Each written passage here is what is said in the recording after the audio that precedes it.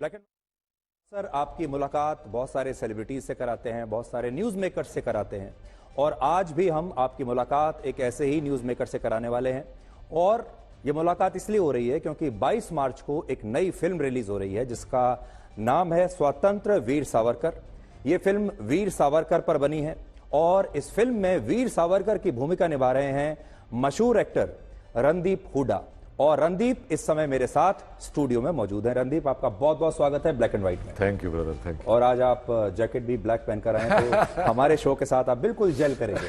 Good good good. Randeep, पहला सवाल तो मेरा यह है कि वीर सावरकर को एक पक्ष वीर कहता है और दूसरा पक्ष माफी वीर कहता है। आपने जो भी स्टडी किया और आपने इस किरदार को निभाया है जी। आप वीर सावरकर के किरदार को कैसे डिफाइन करेंगे? वो वीर थे या माफी वीर थे? सावरकर जी माफी वीर नहीं थे, सावरकर जी वीर थे।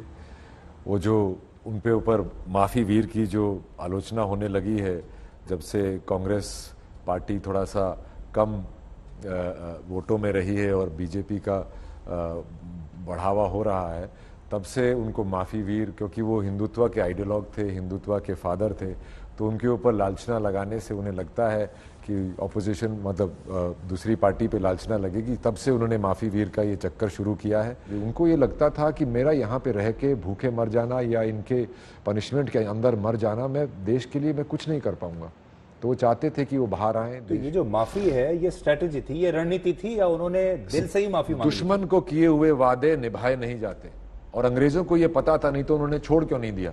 वीर सावरकर पर बहुत कांग्रेस बीजेपी होता है जी। कांग्रेस उनके खिलाफ है, बीजेपी उनके पक्ष में है। चुनाव से ठीक पहले 22 मार्च को आप ये फिल्म लेकर आ रहे हैं और एक महीने के बाद चुनाव है जी। अब आपके ऊपर ये आरोप लगेगा कि ये प्रोपेगेंडा फिल्म है। जी बिल्कुल। दूसरा, आप बीजेपी के लिए काम कर रहे हैं और लोग आपसे ये भी कहेंगे कि अब ऐसा लगता है आप भी बीजेपी में मोदी के परिवार का हिस्सा हो गए। आप भी सोशल मीडिया पर लिख दीजिए रणदीप हुड्डा मोदी का परिवार। मुझे बिल्कुल उसमें आशंका नहीं है लिखने में, मुझे कोई वो नहीं है। मोदी जी बहुत बढ़िया काम कर रहे हैं और हम उनके फैन हैं, ऐसी बात नहीं है। पर ये पिक्चर को प्रोपेगेंडा पिक्चर बोलने की बजाय मैं कहूंगा ये एंटी प्रोपेगेंडा पिक्चर है। चुनाव से एक महीना पहले आप हिंदुत्व की डोज दे रहे हैं, वीर सावरकर की डोज लोगों को दे रहे हैं, इससे आप बीजेपी की मदद ही कर रहे हैं। देखिए, मैं देश की मदद कर रहा हूं। मैं देश के सबसे बड़े क्रांतिकारियों में से एक क्रांतिकारी की कहानी लोगों तक लाना चाह रहा हूं। हाल ही में बहुत सारी फिल्में ऐसी आई जिन पर आरोप लगा कि ये प्रोपेगेंडा फिल्म्स हैं। आपके शब्दावली में एंटी प्रोपेगेंडा फिल्म है, जैसे कश्मीर फाइल्स या केरला फाइल्स, फिर अभी थोड़े दिन पहले आर्टिकल 370 आई है, अब वैक्सीन वॉर आई, अब आपकी फिल्म आ रही है। जी। ये इस तरह की फिल्म बनाने के लिए क्या पैसा सरकार देती है? जी नहीं, मैंने तो अपना ही लगाया है और मैं 2 साल से ये पिक्चर बना रहा हूँ, बहुत तकलीफ में रहा हूँ।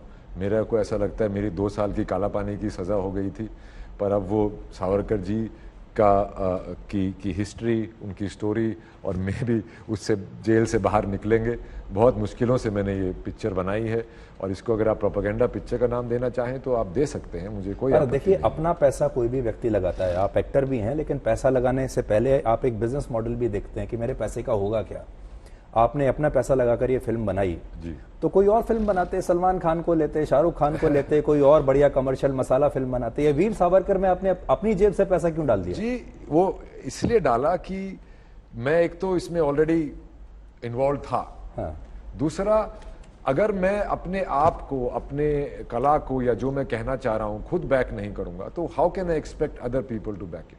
तो I put my money where my mouth is and it's okay. आप वैसे हरियाणा के जाट हैं।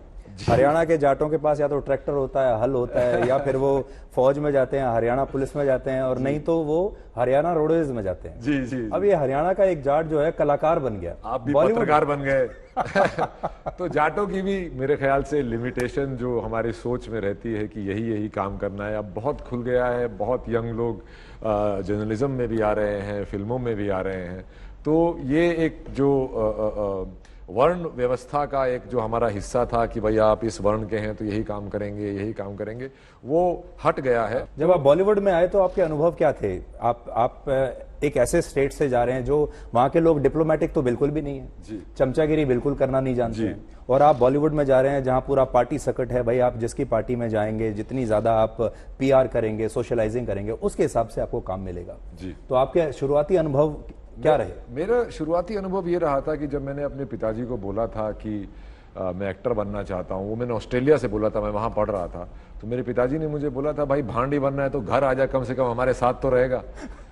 फिर जब वापस आया और मैंने उनको बोला कि मैं एक्टर बनना चाहता हूँ, तो उन्होंने बड़ी मैच्योरिटी से, और मैं बहुत शुक्रगुजार हूँ मेरे पेरेंट्स का, उन्होंने कहा भाई ठीक है, जो तुझे करना है तू कर, हमारे ऊपर बुढ़ापे पे बोझ मत बनियो, पैसे मांगने घर मत आना। हाँ, पैसे मांगने घर मत आना। बुजुर्ग बहुत लोग बोलते थे जो दिखता है वो बिकता है, और किससे काम मांगने जाओ, उससे काम मांगने जाओ। पर जब मैं जाता था ना तो ऐसा लगता था कि मैं झूठ बोल रहा हूँ कि वो पर्सनैलिटी में बैठता नहीं था, वो सोच में बैठता नहीं था कि मुझे काम चाहिए, ये चाहिए, मेरे को काम आता है, देना है तो दे, नहीं तो तो ये आपने दो परंपराएं तोड़ी हैं हरियाणा की जी। एक तो आप कलाकार बनने बॉलीवुड चले गए हरियाणा से, हाँ, हरियाणा के खेत छोड़ के। दूसरा ससुराल आपने मणिपुर में बनाई। देखो, अखंड भारत का सावरकर जी का सपना मैं पूरा कर रहा हूँ जी। और उसके ऊपर बहुत जोक भी बने। हाँ। खैर वो तो मेल मिलाप और प्रेम की बात है। हरियाणा में जब शादी होती है, बारात जाती है, तो लड़के वालों की सबसे पहली डिमांड ये होती है कि खातिरदारी अच्छी होनी चाहिए। आप ऐसा होता है जो हमेशा रूठता है, वो हमेशा रूठता है, बिल्कुल। आप ऐसे टाइम में बारात लेके मणिपुर गए जहां मणिपुर में जान बचाना मुश्किल था और मणिपुर में कोई जाने के बारे में सोच भी नहीं सकता था। वहां पे मेरी वाइफ के ब्रदर ने बोला था, मोमो ने, कि माइक पे बोला था, बोला इस हालात में सिर्फ जाट लोग ही आके यहाँ पे शादी कर सकते हैं। अब मैं अपने दर्शकों को और आपको भी एक फोटो दिखाना चाहता हूं। देखिए, बड़ी स्क्रीन पे एक फोटो आपको दिखाते हैं। ये फोटो आपकी है जब आप सरबजीत सिंह का रोल निभा रहे थे। आपके बारे में कहा जाता है कि आप मेथड एक्टिंग में बिलीव करते हैं, मतलब किरदार के अंदर आप घुस जाते हैं। अब जैसे ये आप देखिए, कोई कह ही नहीं सकता इस तस्वीर को देख के कि ये कोई इतना हैंडसम, सुंदर दिखने वाला कोई एक्टर होगा और वो ऐसे रूप में आ गया होगा। It's good makeup also. तो ये जो है, इसमें आप सरबजीत के किरदार में बिल्कुल प्रवेश कर गए थे। इस बार आप सावरकर के किरदार में प्रवेश किया, कैसे आपने किया और क्या अभी भी आप उसी किरदार में, अब आप बाहर निकल आए हैं? बाहर निकल रहा हूं, क्योंकि मैं एज अ डायरेक्टर मुझे उस पर काम करना पड़ता है पोस्ट प्रोडक्शन में, तो मैं उसको बार बार देखना पड़ता है, तो मैं उनसे अभी इतना निकल नहीं पाया हूं। काम ऐसे कैरेक्टर से निकलने का एक ही तरीका है कि आप दूसरा कैरेक्टर ले लें। सरबजीत से ज़्यादा वेट लॉस मैंने इसमें किया था, और चूंकि मैं सिर्फ एक एक्टर नहीं था जो कि अपना बैठे रहो और एकदम से शॉट दे दिया, मैं तो सब शॉट लगाता भी था, तो ये बहुत ज़्यादा एक मुश्किल हो गया था। मैं एक दो बारी सेट पे गिर भी गया था बेहोश होके। उससे बड़ी चीज़ होती है मेंटल मेकअप, उस कैरेक्टर की थॉट्स अपनाना, उसको अपना बनाना, और ना उसमें कैरिकेचर करना, दूसरे इंसान का एक कार्टूनिस्ट बिहेवियर और पैटर्न देना, तो उसका एक मिश्रण करके एक आप उस तक पहुंचते हैं।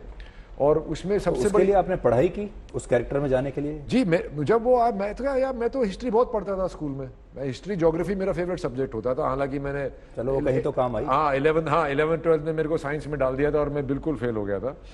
तो मैंने को लगा मुझे पता है। फिर मैंने सोचना शुरू किया तो एक्चुअली में मुझे कुछ नहीं पता था सावरकर जी के बारे में।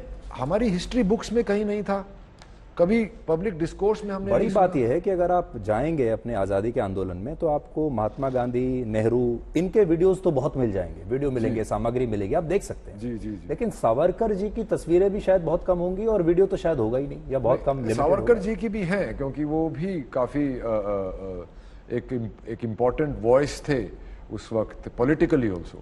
पर शुरू के तो बिल्कुल भी नहीं है, एक दो कुछ फोटोग्राफ्स हैं। पर सावरकर जी के साथ क्या हुआ कि उनको ऐसा काट दिया हमारी हिस्ट्री में से। तो उस वक्त की मीडिया ने भी, जो उस वक्त जो भी मीडिया रहा होगा, उसने भी उनको ज्यादा हाईलाइट नहीं किया। देखिए, वो एक पब्लिक डिस्कोर्स में थे, उनके कार्टून्स छपते थे, उनसे बहुत लोग प्रेरित थे। वो एक लेखक थे, उन्होंने 6000 कविताएं तो सिर्फ काला पानी में लिखी थी। तो उनका जो लिखाई थी उससे वो बहुत लोगों तक पहुंचते थे, जैसे कि आज सोशल मीडिया हो गया या प्रोग्राम्स हो गए, ये हो गया। वीर सावरकर जी के जो भाई थे नारायण राव जी, उन्होंने महात्मा गांधी को चिट्ठी लिखी जी, और चिट्ठी लिख के उन्होंने इनको कहा कि आप ही बताइए कि क्या रास्ता होगा। गांधी जी और सावरकर जी आपस में बहुत रिस्पेक्ट करते थे, उनकी विचारधारा नहीं मिलती थी। गांधी जी ने ही एडवाइस की, गांधी जी खुद भी बैरिस्टर थे। तो इन्होंने बोला कि ब्रीफली लिखो। तो अब राजनीतिक माहौल जो है एकदम इस समय गर्म है, क्योंकि चुनाव होने वाले हैं, अब फिल्म आपकी आ रही है, तो आप ट्रोलिंग के लिए मेंटली तैयार हैं? आपने तो जमीन वमीन बेच के पिक्चर बनाई अपनी। जी मैं बिल्कुल बिल्कुल तैयार हूं। जैसे हमारे लीडर भी बोलते हैं, प्रधानमंत्री बोलते, जितनी गालियां दोगे उतना ऊपर उठूंगा, इसीलिए मुझे लग रहा है मैं भी उतना ही ऊपर उठूंगा और ये फिल्म भी उतनी ही लोगों तक पहुंचेगी। विचारधारा से ऐसा लगता है कि आप मोदी जी के समर्थक हैं, उन्हीं के परिवार का हिस्सा है। बिल्कुल, मैं मोदी जी का बहुत फैन है, बहुत स्ट्रांग लीडर हैं और बहुत उनका डिसिप्लिन और उनकी विचारधारा और उन्होंने उनकी जो पॉजिटिव थिंकिंग, इंटरनेशनल रिलेशंस और ये सब, उन्होंने हिंदुस्तान की छवि को बहुत ऊपर लेके आए हैं। ये पूरा इंटरव्यू असल में बहुत रोचक है, जिसमें रणदीप हुड्डा ने बताया कि असल में हमारे इतिहासकारों ने और हमारी आज़ादी के बाद हमारी जो व्यवस्था थी, हमारी सरकारें जो रही, उन्होंने वीर सावरकर के साथ बहुत अन्याय किया और उनकी असली कहानी को कभी आप तक पहुंचने नहीं दिया, और इसीलिए उन्होंने वीर सावरकर पर ये फिल्म बनाई है। ये पूरा जब इंटरव्यू हम आपको आगे जब कभी हमारे पास समय होगा, हो सकता है वीकेंड पर, हम आपको ये पूरा इंटरव्यू दिखाएंगे। बहुत रोचक है, जानकारियों से भरपूर है, वीर सावरकर के बारे में ऐसी ऐसी बातें हैं जो आपको शायद पता नहीं होंगी, आप जरूर देखिएगा।